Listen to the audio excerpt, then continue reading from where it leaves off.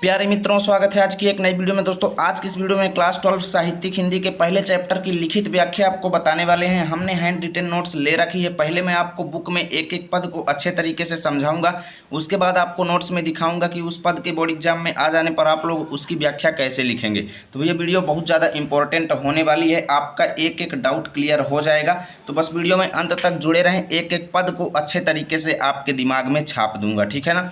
तो यहाँ पर देखो, पहला पद आप सभी को दिखाई दे रहा है। देखिए, चैप्टर भारतेंदु हरिश्चंद्र जी द्वारा लिखा गया है। तो जो है बहुत ही अच्छी तुकबंदी है, इसकी पढ़ने में काफ़ी ज़्यादा आनंद आता है, ठीक है ना। तो चलो देखते हैं। देखो, मारग प्रेम को समुझे हरिचंद यथारथ होते यथा है, लाभ कछु न पुकारन में बदनाम ही होने की सारी कथा है। देखो समझो पहले, मार्ग मतलब होता है मार्ग या रास्ता, ठीक है ना। मार्ग मतलब क्या होता है? मार्ग या रास्ता।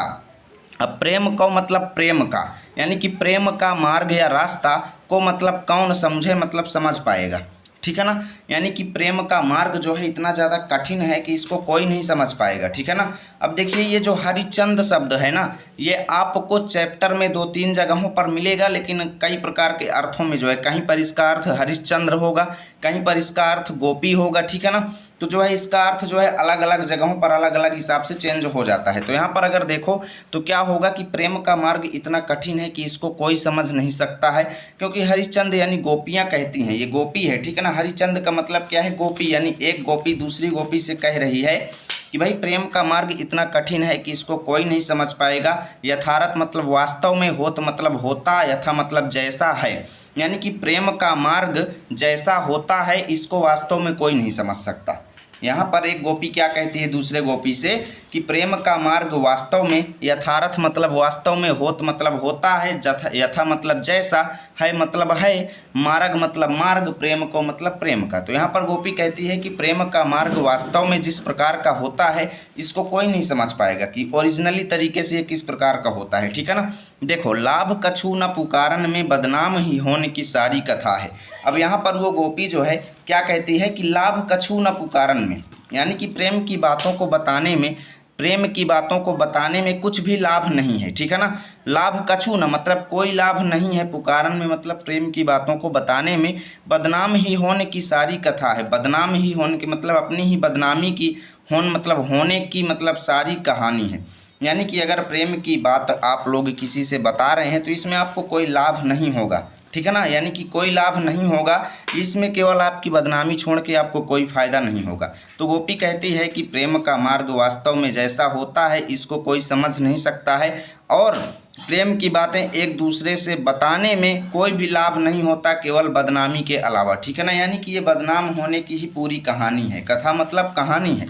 देखो आगे क्या कहती है, जानत है जी मेरो भली विधि और उपाय सबय बिरथा है। क्या कहती है कि जानत है जी मेरो भली विधि, मतलब मेरा जी मतलब मेरा मन, मेरा हृदय जो है अच्छे तरीके से जानता है। जानत है मतलब जानता है, जी मतलब मैं खुद, मेरो मतलब मेरा, जी मतलब जी, भली विधि मतलब भली प्रकार से, अच्छी प्रकार से मैं ये जानती हूँ। यहाँ से यहाँ तक का मतलब क्या हुआ कि मैं ये बात को अच्छे तरीके से जानती हूँ कि और उपाय सबय बिरथा है, मतलब प्रेम से बचने के और उपाय मतलब और जितने भी तरीके हैं, सबय बिरथा मतलब सब व्यर्थ हैं, सब बेकार हैं, ठीक है ना। क्या कहती है कि प्रेम से बचने के जितने भी उपाय हैं सब व्यर्थ हैं। बावरे हैं ब्रज के सिगरे मोहि नाहक पूछत कौन बिथा है।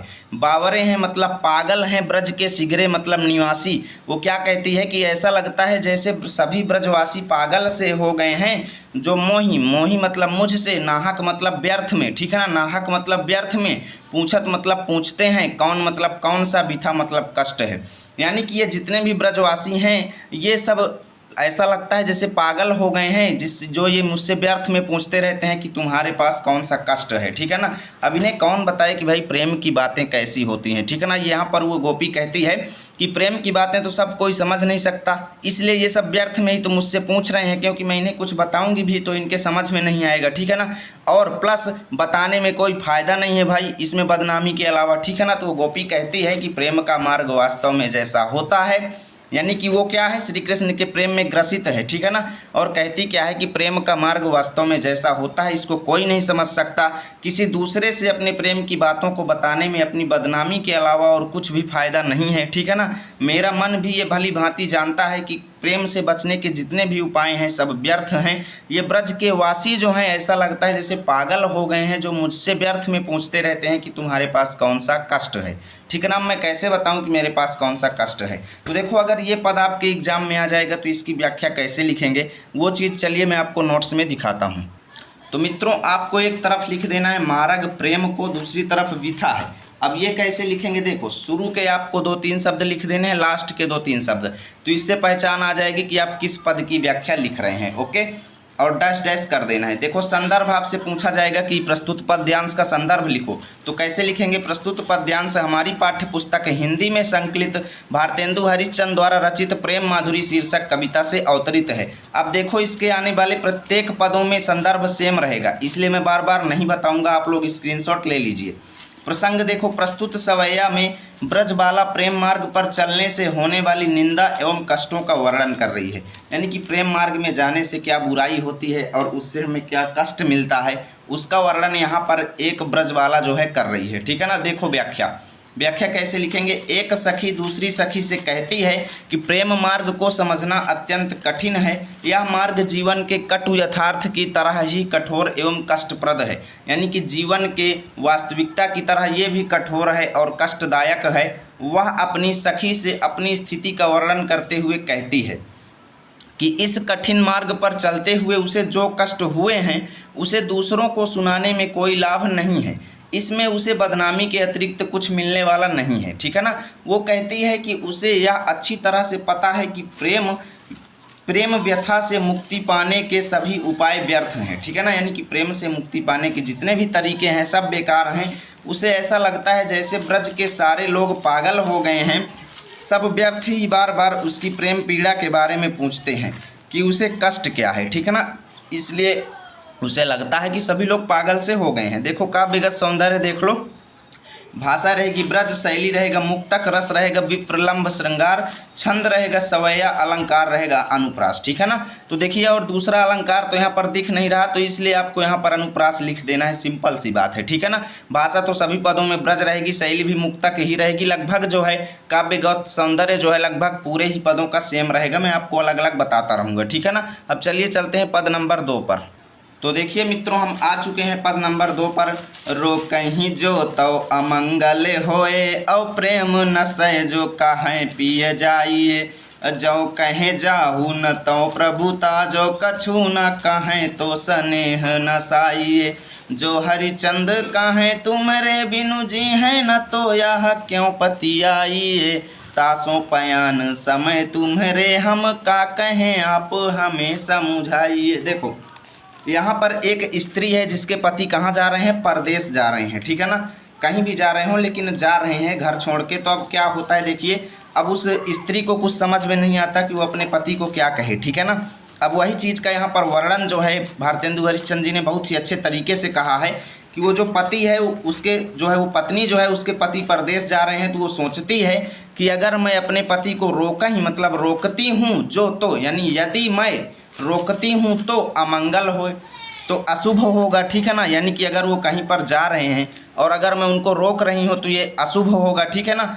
और प्रेम नशे जो कहाँ पिए जाइए, और प्रेम नशे मतलब नष्ट होगा, जो मतलब यदि कहें मतलब कह दें कि पिए मतलब प्रिय जाइए, और अगर हम उनको कह दें कि आप जाइए तो यहाँ पर क्या होगा, प्रेम नष्ट होगा, ठीक है ना, प्रेम नशाएगा।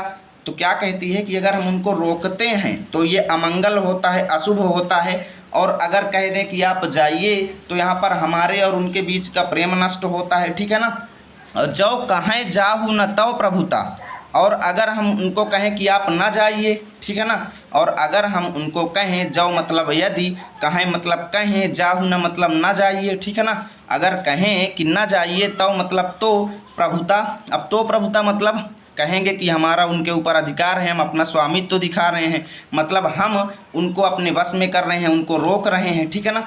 यानी कि हम मालिक बन रहे हैं। यहाँ पर मतलब ये होगा कि अगर हम उनको कहें कि आप मत जाइए तो हमारा उनके ऊपर अधिकार सिद्ध होता है, ठीक है ना। यानी कि वो कह सकते हैं कि तुम हमारे ऊपर की मालकिन बन रही हो, ठीक है ना। और जौ कछु ना कहें और यदि कुछ ना कहें, जौ कछु ना कहें यदि कुछ ना कहें तो स्नेह नसाइए, तब प्रेम नष्ट होता है। स्नेह मतलब प्रेम, नसाइए मतलब नष्ट होता है, ठीक है ना। अब जो मतलब यदि हरिचंद मतलब यहाँ पर हरिचंद का मतलब है स्त्री, ठीक है ना। और यदि वह स्त्री कहे मतलब कहे अपने पति से, अगर वो स्त्री कहे कि तुम्हारे बिन मतलब तुम्हारे बिन जी हैं ना हम नहीं जी पाएंगे, तो यह क्यों पतियाइए, तो मतलब तो यह क्यों मतलब क्यों पतियाइए मतलब विश्वास होगा, ठीक है ना। पतियाइए मतलब विश्वास होगा। अगर वो स्त्री अपने पति से कहे कि मैं तुम्हारे बिन नहीं जी पाऊंगी, तो इस बात पर उनको क्यों विश्वास होगा, ठीक है ना। तो इस बात पर उनको क्यों विश्वास होगा। अब तासों पयान समय तुम्हारे हम का कहें आप हमें समझाइए। तो वो स्त्री जो है सोच में पड़ी हुई है और अपने पति से क्या कहती है कि तासों मतलब आपके पयान मतलब जाते समय मतलब समय, ठीक है ना। आपके परदेश जाते समय तुम्हारे मतलब तुम्हारे, ठीक है ना, तुम्हारे परदेश जाते समय हम का कहें, हम आपको क्या कहें, आप ही हमें समझाइए, हे स्वामी आप ही हमें समझा दीजिए। वो पत्नी जो है पति से क्या कहती है कि आपके परदेश जाते समय हम आपको क्या कहें, ये बात आप ही हमें समझा दीजिए, इसमें हमको कुछ समझ में नहीं आ रहा है, ठीक है ना। तो चलो देखते हैं इसकी व्याख्या कैसे लिखेंगे। तो देखिए आपको एक तरफ लिख देना है रोकहीं जो तव, दूसरी तरफ हमें समझाइए। संदर्भ रहेगा पूर्वत, यानी जो पद नंबर 1 में बताया हूँ सेम यहाँ पर लिख लेना, ठीक है ना। सभी पद में सेम रहेगा। प्रसंग देख लो, प्रस्तुत सवैया में नायिका के द्वारा प्रदेश जा रहे अपने पति से चतुरता पूर्वक कहे गए कथन का वर्णन है, ठीक है ना। व्याख्या देख लो, नायिका अपने प्रियतम से कहती है कि यदि वह उनके प्रदेश जाते समय उन्हें रोकती है तो टोंक लगेगा, यानी जो यात्रा के समय अमंगल का सूचक है। और यदि वह उन्हें परदेश जाने के लिए कहती है तो उससे उसका प्रेम नष्ट हो जाएगा। वह कहती है कि यदि वह उन्हें परदेश जाने से मना करती है तो यह उनके ऊपर प्रभुत्व स्थापित करने के समान होगा, ठीक है ना। वह कहती है कि ऐसी स्थिति में यदि वह अपने प्रियतम से कहे कि उनके बिना वह जीवित नहीं रह सकती, तो क्या ये विश्वास करेंगे, बिल्कुल नहीं करेंगे, ठीक है ना। अंततः वह अपने प्रियतम से ही अनुरोध करती है कि उसके परदेश गमन के समय वह उससे क्या कहे, यह बात उसे वह स्वयं समझा दे, ठीक है ना। काव्यगत सौंदर्य देख लो, भाषा रहेगी ब्रज, शैली रहेगी मुक्तक, छंद रहेगा सवैया, रस रहेगा श्रृंगार, अलंकार रहेगा अनुप्रास, ठीक है ना। अब चलिए चलते हैं सवैये नंबर 3 पर। आजूलो जो न मिले तो कहा हम तो तुम्हारे सब भांति कहावें, मेरो उराहनो न है कछु नाही, सबय फल आपने भाग को पावें। देखो यहाँ पर जो है एक गोपी श्री कृष्ण जी से कहती है, क्या कहती है कि आज उलो मतलब आज तक जो न मिले, आज तक आप हमें नहीं मिले, ठीक है ना। आज तक आप हमें नहीं मिले तो कहा मतलब तो क्या हुआ, ठीक है ना। हे प्रभु आज तक आप हमें नहीं मिले तो क्या हुआ, हम तो तुम्हारे सब भांति मतलब सब प्रकार से कहावे मतलब कहलाते हैं, यानी कि हम तो सब प्रकार से तुम्हारे हो गए हैं। क्या कहती हैं कि आज तक आप हमें नहीं मिले तो क्या हुआ, लेकिन हम तो सब प्रकार से तुम्हारे हो गए हैं। मेरो उराहन है कछु नाही, सबय फल अपने भाग को पावें। आप हमें आज तक नहीं मिले, इस संबंध में मेरा उराहनो मतलब होता है उलाहना मतलब शिकायत, ठीक है ना। मेरी कोई शिकायत नहीं है, कछु नाही मतलब कोई शिकायत, उराहनो मतलब शिकायत, कछु नाही मतलब कोई नहीं है, मेरी कोई शिकायत नहीं है कि आज तक हमें आप क्यों नहीं मिले, ठीक है ना। सबय फल अपने भाग को पावें, सब अपने भाग्य का ही फल पाते हैं, यानी जिसके भाग्य में जो लिखा रहता है वही उसको मिलता है। यानी अगर आप हमारी किस्मत में आपसे मिलना लिखा हुआ होता तो आपके दर्शन हमें जरूर होते, ठीक है ना, वो गोपी कहती है। परंतु हमारी किस्मत में शायद ये नहीं लिखा था, ठीक है ना, क्योंकि जो व्यक्ति है अपने भाग्य का लिखा हुआ फल ही पाता है ना। जो हरिचंद भई सो भई। अब यहाँ पर हरिचंद मतलब गोपी क्या कहती है कि जो हुआ सो हुआ, जो हुआ सो हुआ, अब प्राण चले चाहे तासों सुनावे। अब प्राण चले चाहे मतलब अब हमारे प्राण चले जाना चाहते हैं, तासों सुनावे और आपको सुना रहे हैं, ठीक है ना। आपको सुनावे मतलब सुना रहे हैं, अब हमारे प्राण चले जाना चाहते हैं इसलिए हम आपको सुना रहे हैं कि प्यारे जू है जग की यह रीति, विदा की समय सब कंठ लगावें। कि हे मेरे प्यारे भगवान श्री कृष्ण, जू है मतलब यह है, जग की मतलब संसार की यह रीति, यानी कि हे प्रियतम भगवान श्री कृष्ण, संसार की यह रीति है कि विदा के समय यानी विदाई के समय सब कंठ लगावें, यानी सभी व्यक्ति अपने प्रिय लोगों को गले से लगाते हैं। कंठ लगावें मतलब गले से लगाते हैं, यानी कि संसार का ये नियम है कि किस समय, विदाई के समय सब लोग अपने प्रिय व्यक्ति को क्या करते हैं, गले से लगाते हैं। इसलिए अब हम जब मरने जा रहे हैं, ठीक है ना, अब हमारे जब प्राण चले जाना चाहते हैं, तो अभी तक आपने हमें दर्शन नहीं दिया, मत दिया, लेकिन अब तो दे दीजिए, अब तो आप हमें दिखाई दे दीजिए और हमें गले से लगा लीजिए, क्योंकि अब हम इस संसार को छोड़ करके जा रही हैं, ठीक है ना। तो इसकी व्याख्या कैसे लिखेंगे वो चीज़ चलो दिखाते हैं। तो देखो, आप लोगों को एक तरफ लिखना है आज उलझ जाओ, दूसरी तरफ कंठ लगावें, ठीक है ना। संदर्भ देख लो, पूर्वत रहेगा। प्रसंग, प्रस्तुत पद्यांश में नायिका की विरह दशा का वर्णन किया गया है। व्याख्या देख लो, विरह में व्याकुल एक नायिका अपने प्रेमी के प्रति अपनी भावनाएं व्यक्त करते हुए कहती है कि आज तक तुम हमसे नहीं मिले तो कोई बात नहीं, हम तो सभी प्रकार से केवल तुम्हारे ही कहलाते हैं। मेरा आपको कोई उलाहना नहीं है, यानी शिकायत नहीं है, क्योंकि सभी अपने भाग्य का फल पाते हैं। कवि हरिश्चंद्र कहते हैं कि जो कुछ होना था वह तो हो चुका है, इसलिए बीती बातों को याद करके दुखी होने से कोई फायदा नहीं है, ठीक है ना। अब मेरे प्राण इस तन से निकलने वाले हैं, अर्थात मेरा अंतिम समय निकट आ गया है। अतः मैं आपसे यह कह रही हूँ कि संसार की यह रीति है कि विदाई के समय सभी अपनों को गले से लगाते हैं, ठीक है ना। आप जीवन भर हमसे नहीं मिले तो ना सही, परंतु मैं अब जब सदैव के लिए आपसे दूर जा रही हूँ तो आप आकर मुझे अपने गले से लगा लीजिए, ठीक है ना। इतना यहाँ पर व्याख्या आप लोगों को लिखना है। काव्य सौंदर्य देख लो, भाषा रहेगी ब्रज, शैली रहेगी मुक्तक, छंद रहेगा सवैया, अलंकार रहेगा अनुप्रास, रस रहेगा विप्रलंभ श्रृंगार, ठीक है ना। अब चलिए चलते हैं सवैये नंबर चौथे पर। तो मित्रों, हम आ चुके हैं पद नंबर 4 पर। व्यापक ब्रह्म सबय थल पूरन है, हम हूँ पहचानती हैं, पै बिना नंद लाल बिहाल सदा हरिचंद न ज्ञान ही ठानती है, ठीक है ना। देखो, यहाँ पर उद्धव आए थे गोपियों को ज्ञान देने के लिए कि आप व्यापक ब्रह्म की, निर्गुण ब्रह्म की उपासना कीजिए, ठीक है ना। तो यहाँ पर गोपियाँ उद्धव से क्या कहती हैं कि व्यापक ब्रह्म सबय थल पूरन, पूरन मतलब सभी जगह, ठीक है ना। पूरन मतलब पूर्ण, पूरण मतलब पूरे, पूरे कह लो, ठीक है ना। पूरे, थल मतलब संसार में, ठीक है ना। पूरे संसार में, सबय मतलब सभी जगह, ब्रह्म व्यापक मतलब व्याप्त हैं। यानी कि गोपियाँ कहती हैं कि हे उद्धव, पूरे संसार में सभी जगह ब्रह्म व्याप्त हैं, हमहू पहचानती हैं। ये बात हम भी भली भांति जानती हैं, यानी जो बात आप हमें बता रहे हैं कि ब्रह्म सभी जगह व्याप्त हैं, तो ये बात हम भी भली भांति जानती हैं। पै बिना नंदलाल बिहाल सदा हरिचंद न ज्ञान ही ठानती हैं।